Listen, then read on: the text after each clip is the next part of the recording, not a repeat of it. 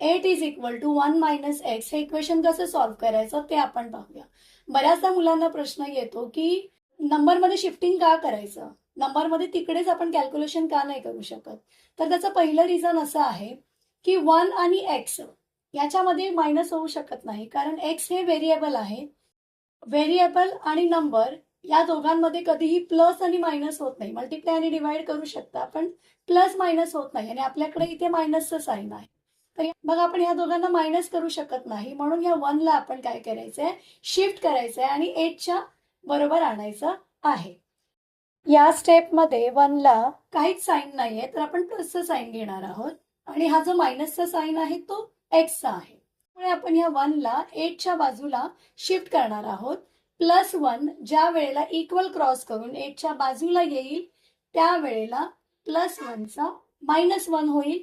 त्यानंतर 1 गेल्यानंतर उरलं काय, मायनस आणि एक्स, तो आपण तसाच लिहिणार आहोत पुढच्या स्टेपमध्ये.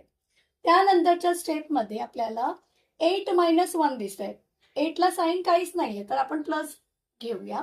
सो एक प्लस असेल आणि एक मायनस असेल तर आपल्याला या दोन्ही नंबरमध्ये मायनसच करायचं आहे. तर 8 मधून जर 1 मायनस केलं तर आन्सर येईल 7.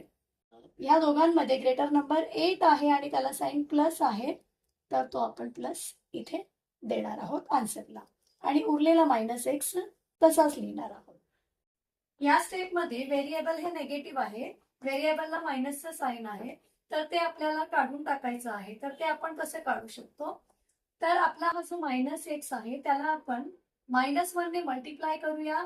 तसंच या दुसऱ्या साईडला जो +7 आहे त्याला पण -1 ने मल्टिप्लाय करूया. हा -1 मी का घेतलाय दोन्ही बाजूला, कारण मला हा जो नेगेटिव्ह व्हेरिएबल आहे त्याला मला पॉझिटिव्ह करायचा आहे, म्हणून एक्स मध्ये जर 1 मल्टिप्लाय केला तर आन्सर येईल x × 1 1x, आणि ह्या मल्टिप्लाय मध्ये 2 मायनस आल्यामुळे तो मायनस मायनस निघून जाईल आणि प्लस येईल. 7 आणि 1 यामध्ये आपण मल्टिप्लाय करून घेऊया. 7चा टेबल जर 1 पर्यंत काउंट केला तर 7 × 1 7 येईल, आणि मल्टिप्लाय मध्ये जर 1 प्लस आणि 1 मायनस आला तर आन्सरला मायनसचं साईन द्यायचं असतं, म्हणून आन्सर येईल x = -7.